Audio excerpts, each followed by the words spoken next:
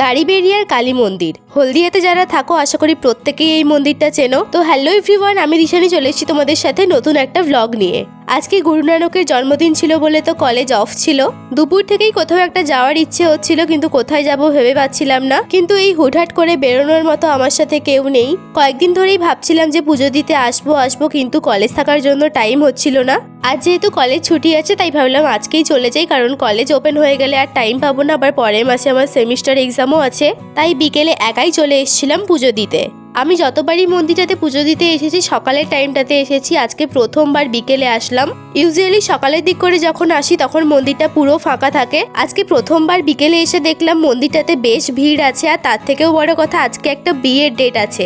আর এই মন্দিরটাতে যেহেতু বিয়েও হয় সেই জন্য প্রচুর লোকজন। মন্দিরের বাইরেই একটা প্রসাদের দোকান আছে, ওখান থেকে প্রসাদ কিনে নিলাম পুজো দেওয়ার জন্য। এখান থেকে আমি কোনোদিনই কিনি না, বাইরে থেকেই কিনে আনি, কিন্তু আজকে যেহেতু টাইম ছিল না তাই এখান থেকেই নিয়ে নিলাম। পুজো দেওয়ার জন্য 10 টাকার একটা কুপন কাটতে হয়, ওটা কেটে নিলাম। আর পেছনটাতে দেখতেই পাচ্ছিলে যে বিয়ের জন্য প্রস্তুতি চলছে। আর তোমাদেরকে একবার পুরো মন্দিরটা দেখিয়ে দিচ্ছি। এটা হচ্ছে পুরো মন্দিরটায় সামনের যে দুটো মন্দির ওটা নতুন হয়েছে, আগে কিন্তু শুধু এই মন্দিরটাই ছিল। বিয়ে বাড়ির লোকজন বাদ দিয়েও আদার্স অনেকেই পুজো দিতে এসেছিল। মন্দিরে গিয়ে দেখি এখন ব্রাহ্মণই নেই, ব্রাহ্মণ বিয়ের আয়োজন করতে গেছে। তাই সবাই এখন এখানে বসে আছে, ব্রাহ্মণ এলে তারপর পুজো শুরু হবে। এবার যেহেতু আমি একা গেছি, একা একা বসে থাকতে ভীষণ বিরক্ত লাগছিল। প্রায় 15 থেকে 20 মিনিট অপেক্ষা করার পর অবশেষে ব্রাহ্মণ এলো, এসে পুজোর সমস্ত আয়োজন করলো, তারপরে গিয়ে পুজো শুরু করলো। তোমরা যারা এখন এই ভিডিওটা দেখছো তাদের মধ্যে কারা কারা এই মন্দিরটাতে এসছো আমাকে কমেন্ট করে জানিও তো। ব্রাহ্মণ এসে পুজো শুরু করলো আর আমিও বসে বসে পুজো দেখছিলাম।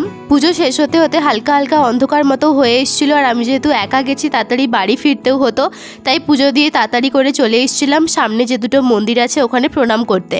মন্দিরে ঢোকার বাম দিকেই আছে মহাদেবের মন্দির, ওখানে প্রণাম করতে এসেছিলাম।